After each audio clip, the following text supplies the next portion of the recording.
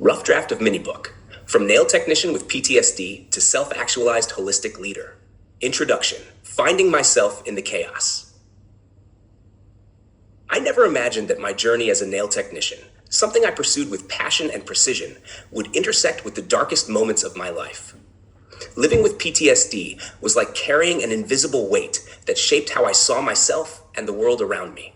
Each day was a battle to show up, to smile, to connect with clients, and to feel like I was enough.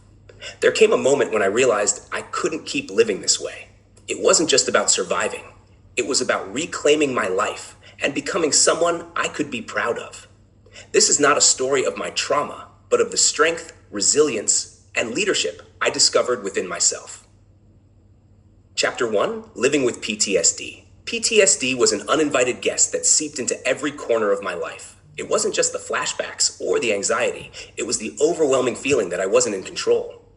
My work, once a space of creativity and connection, became a place where I felt exposed.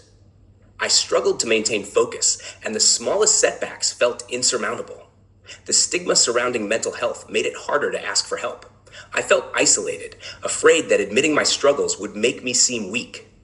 But deep down, I knew I couldn't let PTSD define me. It was time to face it head on, not as a victim, but as someone determined to heal and grow. Chapter 2, The Turning Point. The turning point came unexpectedly.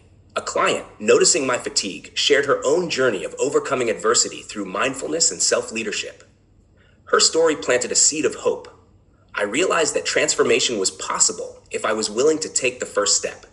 I began seeking help, exploring therapy and mindfulness practices. The first steps were difficult, but each small win felt like a breakthrough. I learned to observe my thoughts, manage my emotions, and reconnect with the purpose that had driven me into my career in the first place. Chapter 3, The Journey of Self-Leadership. Self-leadership became my guiding principle. I started with self-awareness, identifying what triggered my anxiety and how I could respond constructively. I practiced daily reflection, journaling about my emotions, and setting small, achievable goals.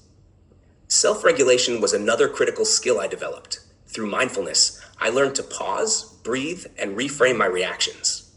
Instead of being consumed by self-doubt, I began to approach challenges with curiosity and resilience. Motivation came from reconnecting with my values. I wasn't just a nail technician. I was someone who wanted to make others feel confident and cared for. Every day, I reminded myself of my purpose and celebrated even the smallest victories. Chapter 4, Discovering Holistic Leadership. As I healed, I realized my journey wasn't just about me. I wanted to help others, colleagues, clients, and anyone struggling with their own challenges. Leadership, I learned, wasn't about authority, it was about service. I began exploring holistic leadership practices, integrating mindfulness, emotional intelligence, and compassion into my work. I focused on creating safe, inclusive spaces for those I led and served. I discovered that resilience wasn't just something I could cultivate for myself. It was something I could inspire in others. Chapter 5, Building a New Identity. Transitioning from a nail technician to a holistic leader was both exhilarating and daunting. I embraced a growth mindset, learning from every mistake and success. I saw my work not just as a job, but as a platform to empower others. I began mentoring younger colleagues, sharing my journey, and encouraging them to prioritize their mental health and personal growth. Through self-leadership, I had become a leader not just in title, but in action. Someone who could inspire change and growth in others. Chapter 6, Lessons Learned. Looking back, my journey has taught me that self-leadership is the foundation of all leadership. By understanding and leading myself, I became capable of leading others with authenticity and purpose. I learned the power of resilience, that setbacks are opportunities for growth. I learned the importance of aligning actions with values and how holistic practices can transform not just individuals, but entire communities.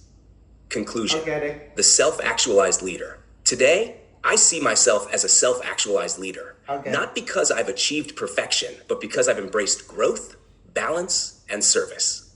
My story is proof that no matter where you start, you can rise above challenges and become the leader you're meant to be. If I can transform my life, so can you. Self-leadership isn't just a skill, It's a journey, one that begins with the courage to take the first step. Next steps. 1. Expand these sections with personal anecdotes and vivid details. 2. Include actionable takeaways after each chapter for readers. 3. Add reflection prompts or exercises to engage your audience. Would you like me to help expand specific chapters or design the takeaways for each section?